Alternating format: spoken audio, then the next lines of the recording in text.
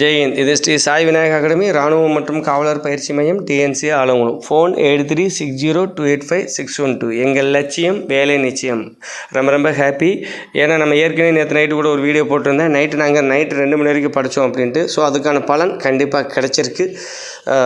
ஓரளவு நம்ம நடத்தின பாடங்கள்லேருந்து பார்த்திங்கன்னா நீ தமிழ்நாடு காவல்துறை எக்ஸாமில் கேட்கப்பட்ட 70 கேள்விகளில் நம்ம நடத்தின பாடங்கள்லேருந்து நேரடியாக 45 கொஸ்டினும் மீதி 20 வந்து பார்த்திங்கன்னா யோசிச்சு போடுற மாதிரி கொஸ்டினும் அதுவும் சொல்லிக் கொடுத்தது தான். கிட்டத்தட்ட 70க்கு 65 கொஸ்டின் நாம் சொல்லிக் கொடுத்த கொஸ்டின் தான் வந்திருக்கு. ஸோ நம்ம ஸ்டூடெண்ட்ஸும் ஓரளவு நம்ம ஈஸியாக தான் இருந்தது சார் அப்படின்னு சொன்னாங்க. ஆனால் ஓவரால் தமிழ்நாட்டில் கொஞ்சம் கொஸ்டின் டஃப்னு சொன்னாங்க. ஆனால் நம்ம ஸ்டூடெண்ட்ஸுக்கு ரொம்ப ஈஸியாக இருந்திருக்கும்னு நம்புகிறோம். ஏன்னா நம்ம சொல்லிக் கொடுத்த கொஸ்டின் மேக்ஸிமம் 70க்கு 65 கொஸ்டின் வந்திருக்கு. ஸோ நான் இப்போ சொல்ல போகிற ஆன்சர் வந்து பார்த்திங்கன்னா டைப் பி பிராவோ அந்த கொஸ்டின் நம்பருக்கான ஆன்சர் சொல்கிறேன். ஸோ வீடியோ வந்து ரொம்ப ஷார்ட்டு தான். ஸோ நம்ம 70 கொஸ்டினுக்கான ஆன்சர் நம்ம ஃபுல்லாக ப்ரீப்பிங் பண்ணோம்னா அரை மணி நேரம் ஆகும்.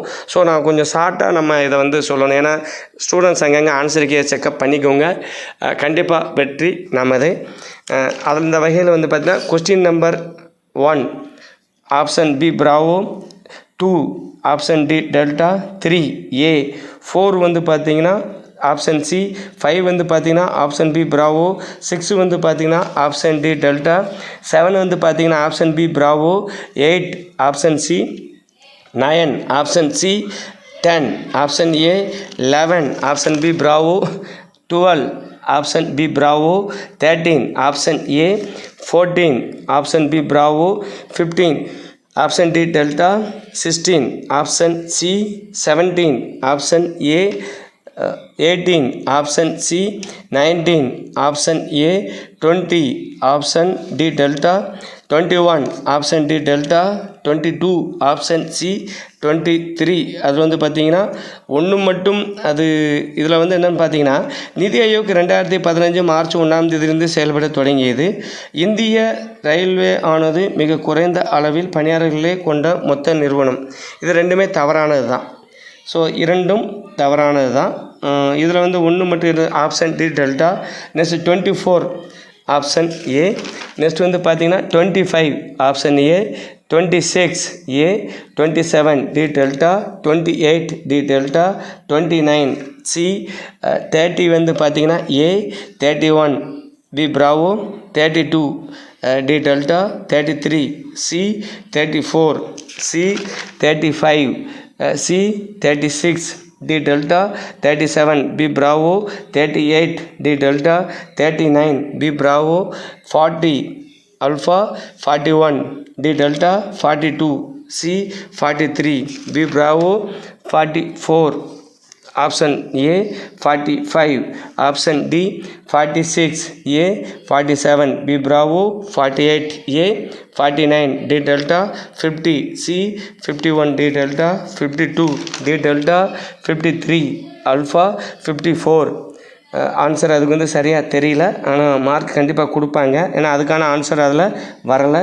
55 C, 56 D delta, 57 D delta, 58 அதுக்கு வந்து D delta, 59 C, 60 option C, 61 A, 62 B bravo, 63 B bravo, 64 alpha, 65 B bravo, 66 C, 67 B bravo, 68 B bravo, 69 alpha, 70 B Bravo.